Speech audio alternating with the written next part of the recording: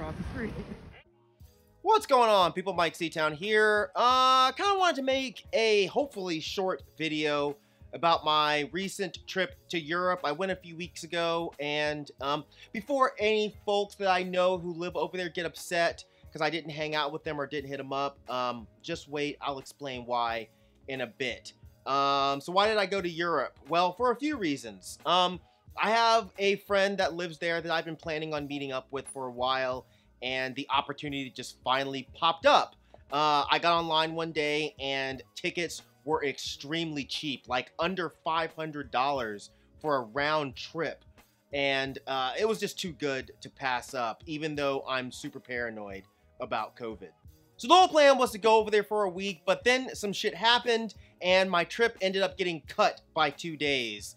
I won't even get into what went down with that because I just don't feel like it. But I couldn't meet up with people. You know, I really only had 4 days over there, and those 4 days were split between England and Wales. So I just really couldn't make time to do much because I also had to work my job while I was there, which was the only way that I could actually make this trip happen. So what was my plan while being over there? The only things that were on my agenda outside of hanging out with my friend that lives there was there's a museum called the Museum of the Mind that actually had a few original Louis Wayne pieces. And if you've been watching my channel for a while, you'll know that Louis Wayne is one of my all-time favorite artists. He's actually on my keychain here, one of his pieces. So I just had to see that. We'll get into that in a minute. But let me talk about the plane ride really quickly. I absolutely hate flying, but luckily my flight was at 10:30 p.m., so I was able to sleep through the majority of it. But I will say that I was under the impression that people were required to wear their masks throughout the entire flight, which made me a little bit more comfortable about flying. But, of course, the second the plane takes off, people just started taking their fucking masks off immediately. And the stewardesses didn't really say anything, and I don't really blame them because I'm sure they probably didn't want to deal with a whole bunch of self-centered assholes who would surely get combative if they were asked to be considerate of other people. But yeah, I was not happy about turning around and looking, and everywhere there's just a naked ass face. But anyways, my first stop was in London. Now everything I know about London and the UK and all that is either from Morrissey songs or the shows Top Boy and Skins UK. But yeah, we went to Westminster, which was very, very cool. It was really interesting seeing all the architecture of the city. You know, parts of it did kind of remind me of New York, but with a slightly different vibe. The people there are very friendly, but they're a different kind of friendly from what I'm used to in the South, you know? But the first thing that I noticed about the people is they seem rather aloof. Like they all seem to be in their own world, and people are constantly rushing and kind of almost running into each other. Like, I'm legit surprised I didn't see any actual people-to-people collisions. While we're in Westminster, we saw the Westminster Abbey, which was really cool to see in person. Unfortunately, they had a service going on, so we couldn't go inside. I saw Big Ben, which I thought I got pictures of, but I guess I didn't, which is fine, though, because apparently it was under renovations, so there was just scaffolding everywhere, so you couldn't even really see it. We also went to Brixton, but to be honest, I don't really remember what was in Brixton because kind of like we shoved so much into our brain so quickly that it became a blur and it was hard to separate what was in which city for me. But one thing that I do know for sure that was in Brixton was this place called the Chip Shop, which focuses on fish and chips, fish and fries for us Americans. But they also had vegan food, which was really interesting. They had vegan burgers, vegan fish and chips, vegan cauliflower wings, which were unbelievable. And all the people who worked there were super, super nice. But the really cool thing about this place is it had a very distinct hip-hop focus, a US hip-hop focus. Like, there were murals of Ice-T and Snoop Dogg on the walls. The food was named after rappers and or their songs. It was actually really, really interesting. But while we're talking about food, let me also tell you how vegan-friendly London is, if you haven't been and you're vegan.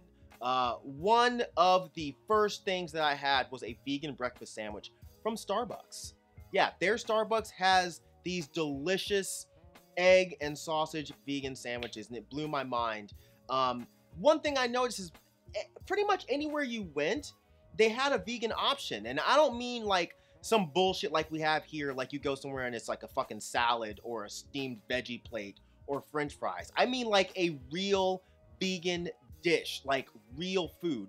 And all the food I had there was good. Like, I even got to try the vegan McPlant burger from McDonald's, which was actually really good. But the vegan Royale from Burger King, which is like a vegan chicken sandwich, was unbelievable. The best vegan chicken sandwich I've probably ever had. We went to Camden to this huge outdoor thing called the Camden Market. That was just amazing. Tons of shops and restaurants and people just having the best time ever, even though it was fucking freezing cold. But while we were there, we went to this record store where I found a ton of records that all appeared to be first presses, and they were all priced at like 13 bucks. And you know, I'll show these in a later video in depth. But yeah, I snatched these up, and the funny thing is, when we got back to the hotel and I looked at them closely, they were all bootlegs. So, yeah, fail. Actually, not a fail. They're nice bootlegs, but bootlegs nonetheless. Another fun thing we did was a Jack the Ripper tour with this wonderfully quirky woman who took us around town and showed us all the various places that Jack the Ripper's victims were found. And it sounds morbid, but it was seriously awesome. I highly recommend it. It's a really fun and cool way to kind of explore the city. But remember that Lewis Wayne thing I was telling you about? Well, that didn't pan out because they were closed the entire weekend, and we already had tickets to head to Wales on that Monday, so I didn't get to see it. I am really bummed out that I missed that, but, you know, what are you gonna do? I also didn't get to go to Crypt of the Wizard, which is this awesome, I assume awesome, black metal record shop in London. I've ordered records from them. I've been following them on IG for a while, but I kind of forgot about it, as fucked up as that sounds. And due to their really weird hours, I didn't get to go. So next time I'm in London, Lewis Wayne and Crypt of the Wizard, those are at the top of my list. But yeah, after that, we took a train to Wales. My first time as an adult on a train. So that was really cool. And I spent a day and a half in Wales. Wales is absolutely beautiful. I went to Cardiff, which is a sort of small town right by the water, and it definitely has a small town vibe. And it was here that I got to see real life castles. That was fucking amazing, man. The first one we went to was called Castle Cock. I hope I'm pronouncing that kind of sort of properly. This was something I never thought I would see. A real castle where people lived that was on some straight up Game of Thrones type shit, you know? It was just a really, really cool experience.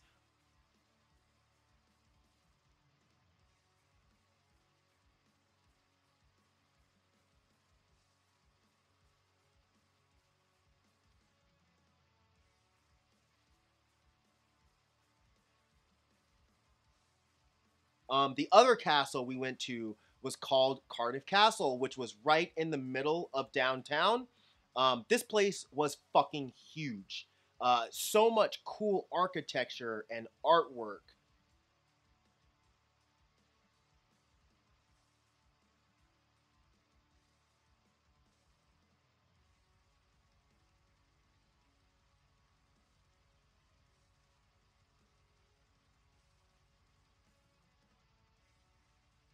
It just kind of amazes me that people could live here with something like this that's in walking distance of their homes.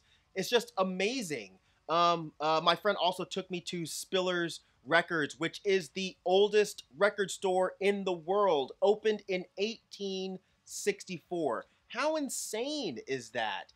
But yeah, other than that, we just kind of walked around and I got to take in all of the little things in the area that were just so different from America.